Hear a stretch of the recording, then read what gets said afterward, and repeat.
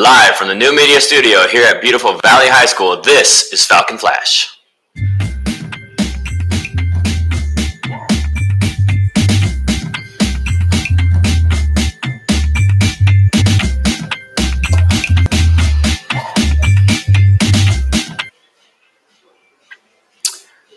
Good morning, students and staff. Today is Friday, November 2nd. I am Mr. Larson, filling in today here on the Falcon Flash broadcast. For today's Patriotic Observance, we prepare for Election Day, which is less than a week away. While many of our students are not yet old enough to vote, it is important to realize that voting is a civil right provided to our citizens by law. It is not a right that naturally comes with being a citizen. For the next few days, we will look at the evolution of voting rights in the United States. Now, one of the most coveted demographics in the presidential race, young voters were once a quieter voice in the scope of American politics. Since President Franklin D. Roosevelt lowered the age men could be drafted into the military from 21 to 18 during World War II, people debated lowering the minimum voting age, but effective voter legislation reflecting it was not passed nationally until after the long, costly Vietnam War. At this time, many young people, as well as opponents of the Vietnam War, began to call out the hypocrisy of American government for forcing 18 to 21-year-old boys to enter the draft but deny them the right to vote. With a unanimous vote in the Senate, an overwhelmingly favorable vote in the House, and only a 3-month state ratification period, the shortest in American history, the 26th Amendment was signed into law by President Richard Nixon in July 1971. Lowering the minimum voting age for federal, state, and local elections to 18. In a speech to a host of newly eligible voters after the amendment passed, Nixon poignantly explained the importance of young voters in America.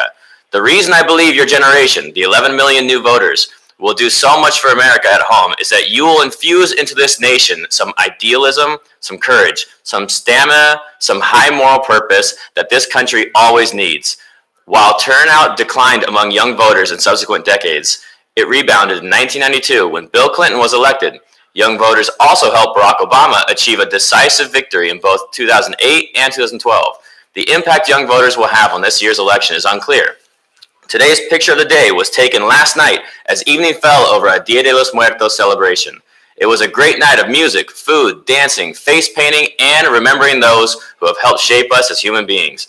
A huge thanks to Mr. Maldonado and Ms. Landrian for heading up this year's event, and to the hundreds of Valley students who prepared and performed to make this year's event a success. Special shout out to our student DJ, Jose, who kept the crowd moving between performances. Okay, it's time to turn to our counselor corner, and today we find Mr. Guillen here with some serious advice for you. Mr. Guillen? Thank you, Mr. Larson. Good morning, Valley Falcons. This is Mr. Guillen bringing you this week's counselor corner. Last week, we celebrated Red Ribbon Week, where you learned about important topics such as drug abuse and prevention. On today's Falcon Flash, we will again touch on the subject of drug abuse with an emphasis on prescription drugs. A growing problem. After marijuana and alcohol, prescription drugs are the most commonly misused substances by Americans aged 14 and older. Teens misuse prescription drugs for a number of reasons, such as to get high, to stop pain, or because they think it will help them with schoolwork. Many teens get prescription drugs they misuse from friends and relatives, sometimes without the person knowing. Boys and girls tend to misuse some types of prescription drugs for different reasons. For example, boys are more likely to misuse prescription stimulants to get high, while girls tend to misuse them to stay alert or to lose weight. What is a prescription drug, you might ask? Prescription drugs are strong medications that are prescribed by medical doctors. Doctors take into account many important factors before they prescribe the medication. For example, the person's weight, how long they've been prescribed the medication, other medical conditions, and what other medications they're taking. Doctors know how long it will take for the pill or capsule to take effect. Doctors take into account the side effects of the drugs. These side effects can be uncomfortable and in some cases dangerous, which I'll go over on a later slide. So how are prescription drugs misused? Taking someone else's prescription medication, even when someone takes another person's medication for its intended purpose, for example, pain relief, it's considered misuse. Taking a prescription medication in a way other than prescribed, for example, taking more of the medication, breaking or crushing a pill or capsule, and then snorting the powder. Taking a prescription medication to get high, or mixing with other drugs. In some cases, if you mix your prescription drug with alcohol and certain other drugs, it is considered misuse and it can be dangerous. So what happens to your body when you misuse? Using opioids like oxycodone and codeine can cause you to feel sleepy, sick to your stomach, and constipated. At higher doses, opioids can make it hard to breathe properly and can cause overdose and death.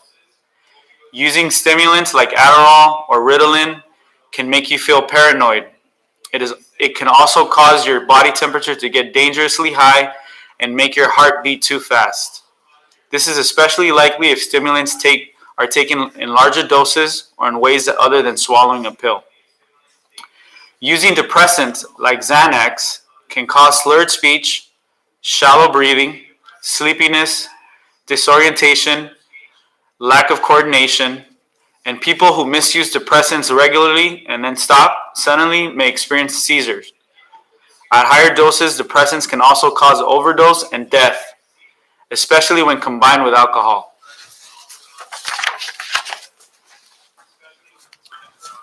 What happens to your brain when you misuse? Opioid drugs, including medications and illegal drugs, are chemically very similar to endorphins, one of the body's natural opioids. Opioids then trigger the release of dopamine, which is a chemical that causes us to feel pleasure and to remember which behavior produced that feeling. Opioid drugs, however, cause a larger flood of dopamine to be released. The brain remembers the high, and over time, with repeated abuse, develops an altered dopamine response. The brain begins to crave the extra intensity only an opioid drug can deliver, which can lead to addiction.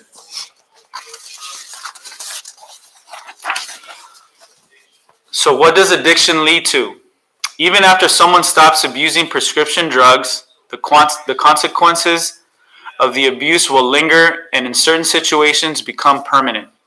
For example, a person might develop depression, anxiety, dementia, psychosis, anger, paranoia, and it kills the cells that allow the brain to develop. It can also trigger mental health disorders like schizophrenia. So what can you do if someone needs help? Speak up. If you or someone you know has a problem, talk to a trusted adult who can help, a teacher, your counselor, parents, any other family member. You can also call the Substance Abuse Treatment Facility locator at 1-800-662-HELP or visit www.findtreatment.samhsa.gov. Thank you, Mr. Guillen. Also, students, make sure that you always tell an adult if you ever need help, you are never alone. Good morning, Falcons. Here's today's Falcon Flash. Tonight is the night for all basketball fans to pick the gym for some great Valley action. Our boys and girls basketball team will scrimmage each other while our band and color guard entertain the crowd with live music and dazzling performances. There will be a hot shot 3-point contest, a half-court shot contest, food that will make you dribble, and giveaway that will make LeBron James jealous. So, travel to the gym tomorrow night, post up, and have a great Friday night with your fellow Falcons. See you there. Our amazing dance team is participating again in this year's Calle Cuarto Spirit Award Facebook competition. Let's see some of their performances.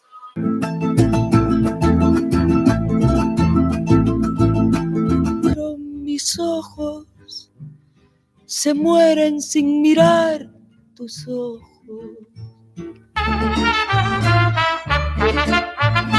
Salía. Vida me cueste.